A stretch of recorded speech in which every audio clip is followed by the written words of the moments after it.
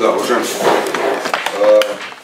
Защита просит приобщить к материалам дела, и потом уже в процессе дальше мы будем заявлять дополнительно об осмотре видеозаписи. Значит, здесь выступления, которые были некорректно установлены в ходе предварительного расследования.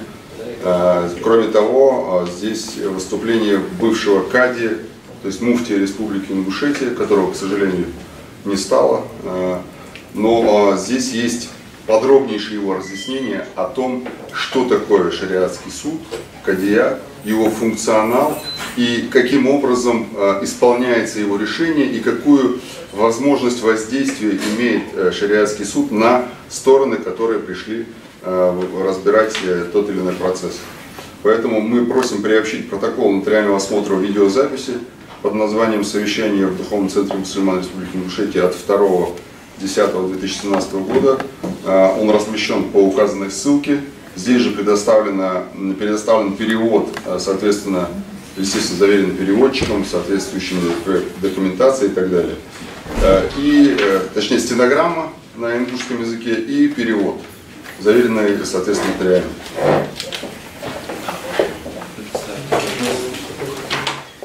То есть, если я вас правильно понял, то это... флешка, да? Да, там флешка есть, да. Так, значит, здесь флешка с видеозаписью обращения вот, умершего муфтия, да? Да. А когда, что это было? Это было заседание муфтията Духовного центра управления мусульман Республики Ингушетия, в котором разъясняется, что такое духовный кадият и шариатский суд, о котором очень часто государственное обвинение заявляет в процессе.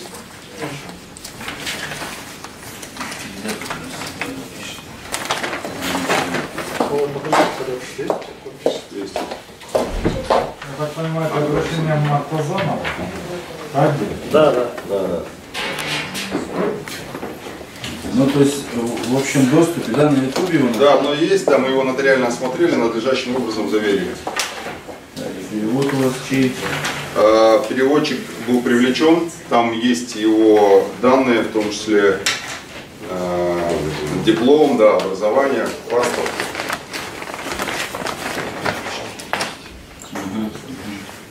И в следующем ходатайстве будут, кстати, еще здесь же будут фотографии, копии и так далее. Ваша честь, в следующем ходатайстве тоже ходатайство о приобщении доказательств. В материалах дела у нас в томе 11, лист дела 124-151 имеется протокол осмотра предметов от 11 мая 2019 года. В ходе осмотра воспроизведена видеозапись под названием «Утро в Магаз». Там большое название, не буду сейчас цитировать. В этом файле содержится запись 3 часа 28 минут 17 секунд. Это съемка с митинга на территории площадки перед зданием телевидения. Видеосъемка производится мужчиной, изнутри толпы камеры обозревается территория, прилегающая к вышеуказанному зданию и так далее, и так далее. При анализе указанного протокола защитой выявлено неправильное определение фактических обстоятельств, а также частичная некорректность перевода. Так, в начале указанного видео следствие считает, что в момент оказания пассивного сопротивления митингующим перед последними выступает Мальсагов, тогда как фактически на видео видно, что выступает Барахоев. Со стороной защиты была привлечена, как я уже сказал, переводчица Бихоева Мата Хусейновна, данные имеются в ходатайстве. Ей был проведен дополнительный перевод указанного видео. И вот на участке видео 2 часа 41 минута 47 секунд и 2 часа 42 минуты 16 секунд выступает Мальсагов. И там в протоколе перевода, который имеется в материалах дела, произведен следствием, говорится: эти стулья, которые мы кидали, мы должны отдать. Но переводчица Бихоева указала, что таких слов Мальсагов не говорит. Он говорит: эти стулья не надо кидать, нам нужно их отдать. Мы их брали в прокат, ну и так далее, и так далее. То есть, таким образом, в речи Мальсагова отсутствует эта фраза «эти стулья, которые мы кидали», но она имеется у нас в протоколе, который мной указан. На участке видео 3 часа 08 минут 43 секунды, 3 часа 9 минут 33 секунды, это том 11, лист дела 147-148, выступают Багаудин Хаутиев, речь которого также неправильно перенесена на стенограмму и затем переведена. То есть, если не читая по-ингушски, говорить по-русски, в протоколах указано: сейчас они говорят, с народом мы были, вторичная была драка, если спросить у России, сильная драка была. То есть, не связанные друг с другом речь, тем более в последнее предложение нам не дали время осетины, переводится, то есть в протоколе имеется. Поэтому говорю я. В то время как переводчик Бехоева установила, что речь идет вообще нет там упоминаний про осетин, там нет вообще такой фразы «нам не дали время осетин». То есть вообще этой фразы там нет, но она у нас имеется в протоколах, которые я упомянул. В томе 11 лист дела 149-150 следствие осуществляет перенос видео и его последующий перевод. Это 3 часа 15 минут 20 секунд, тогда как выступление Барахоева начинается с 3 часа 14 минут 53 секунды. То есть раньше. И это не внесено в протокол. А там говорится очень важные вещи. То есть если я переведу, то речь идет о том, что Барахоев говорит: смотрите, братья, я сейчас говорил с Бачуриным Сергеем Викторовичем. Он что говорит? Он просит от своего имени и имени МВД уйти. Если мы уйдем, то он дал гарантии, что по истечении 5 дней нам дадут 5 дней, чтобы мы пришли и могли стоять тут на этой площади. Понятно? Нам дадут право, сказали. Поняли вы? Нисколько мы не потеряли наше право, нам дадут, мы придем и потребуем свое право. Мы говорим свое требование. И так далее, и так далее. То есть эти фразы, они опущены, и они не исключены, точнее, из протокола, точнее, не упомянуты в протоколе. Таким образом, отрезок времени 3 часа 14 минут 53 секунды по 3 часа 15 минут 20 секунд, то есть почти там 30 секунд, отсутствует в протоколе в рассматриваемой видеозаписи. Далее, можно, исходя из этого, сделать вывод, что этот перевод следствия является некорректным, неправильным, стенографической речи выступления Мальцагова и Хаутиева, о которых я сказал. И, соответственно, мы просим приобщить видеозапись с ингушского языка на русский язык, переведенный с этой как раз той самой записи, 3 часа 28 минут 17 секунд. Она имеется в материалах дела, поэтому мы ее не приобщаем, но мы просим приобщить непосредственно перевод, заверенный соответствующим образом переводчиком, и стенограмму, заверенную нотариусом.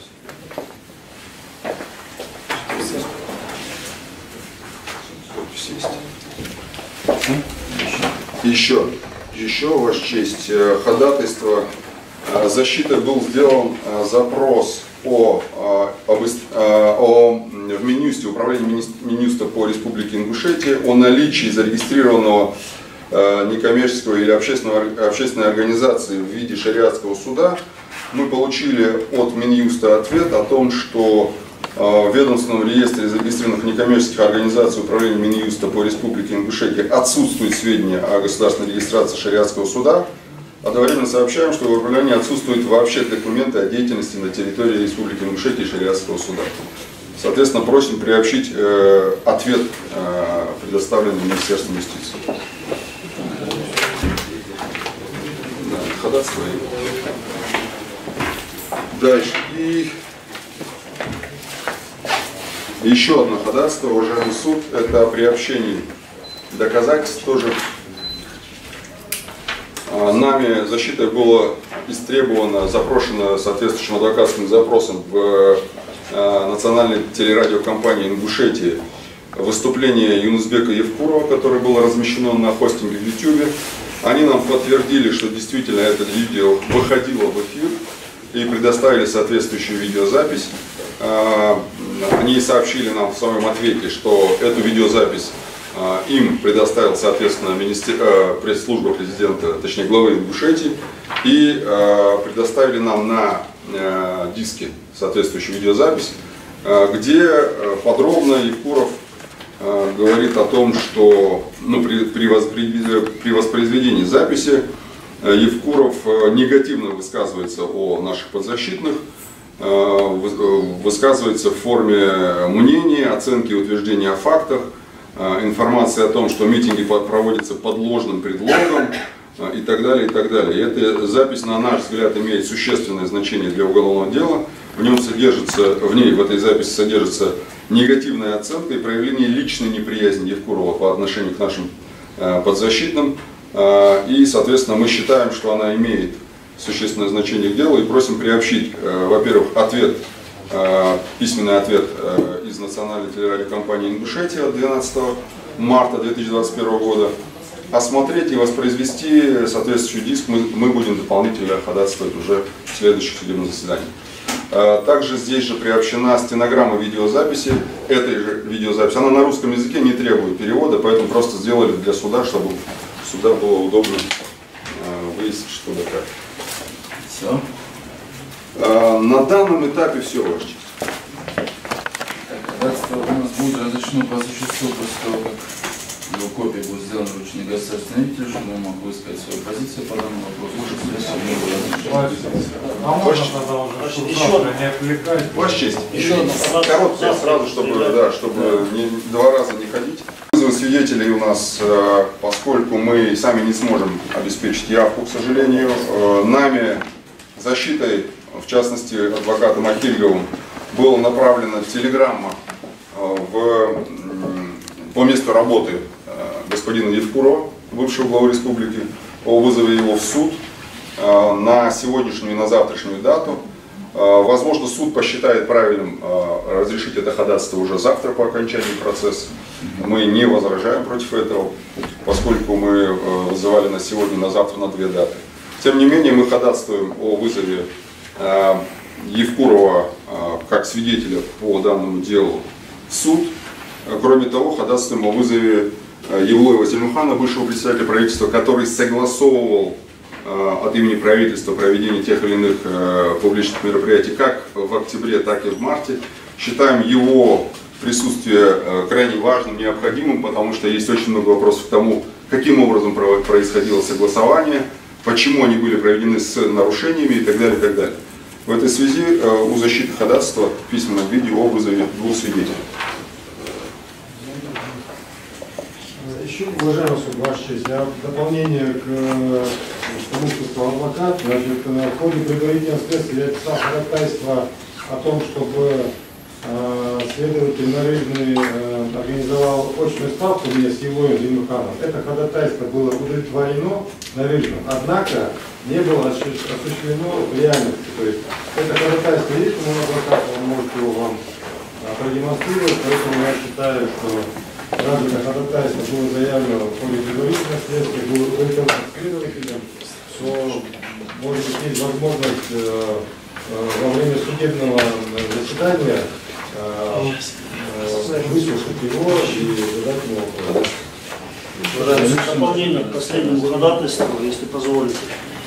Значит, касаемо вызова свидетеля Евкурова, я хотел бы тоже привести обоснование, почему необходимо вызвать Мирбека Евкурова в судебное заседание в качестве и допросить его в качестве свидетеля. В судебном заседании у нас были допрошены свидетели, в том числе и свидетели обвинения, которые сообщили суду и пояснили, что Евкурову оказывалось прямое давление, в том числе и на депутатов, при принятии закона об утверждении соглашения об установлении границы между Республикой Ингушетия и Чеченской Республикой. А также в судебном заседании вызванный свидетель, зампредседателя Конституционного суда Республики Ингушетия Доскиев и судья Конституционного суда пояснил, что прямое давление оказывалось и косвенное как на него, так и на его коллег. Считаю это важным и необходимо установить эти обстоятельства в судебном заседании. Более того, весь судебный процесс и все уголовное дело вертится у нас вокруг подписанного соглашения, митинги связаны с этим соглашением, как октябрьские, так и весенние, и само предъявленное обвинение, как бы суд нас тут не упрекал в том, что мы не рассматриваем вопрос подписанного соглашения, не рассматриваем вопрос шариатского суда, все время в судебном заседании это звучит, и это все изложено в обвинительном заключении. Поэтому я считаю это важно, необходимо установить истину, все обстоятельства, поэтому считаю вполне обоснованным заявленное ходатайство о вызове свидетелей по поводу Евлоева. Очень хорошие обоснования приведены, поэтому я считаю, что тоже важный свидетель, так как он согласовывал все эти мероприятия, и октябрьские, и мартовские.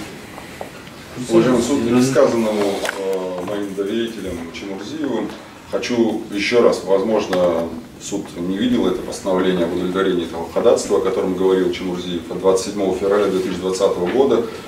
Следовательно, Нарыжным было удовлетворено ходатайство Чемурзиева о допросе Евлоева и проведении очной ставки между Чемурзиевым и Евлоевым. Но это ходатайство, к сожалению, не было реально реализовано. Оно на бумаге удовлетворено, но по факту не реализовано, что является, безусловно, процессуальным нарушением. Тем не менее, дело поступило с этими нарушениями и другими нарушениями в суд. Теперь мы просим все равно все-таки в суде это ходатайство удовлетворить и вызвать Евлоева, поскольку это единственный способ сегодня задать ему вопрос. Да, и приобщить постановление об удовлетворении ходатайства. Заверено. Все заверены. Так, все ходатайства разрешены завтра, они объемные, предоставить копию, чтобы достаточно интересно ознакомиться. Ваша. Ваша честь. Я ходатайствовал по запросе в Железноводском городском суде состоявшихся переговоров. Значит, на данное время у нас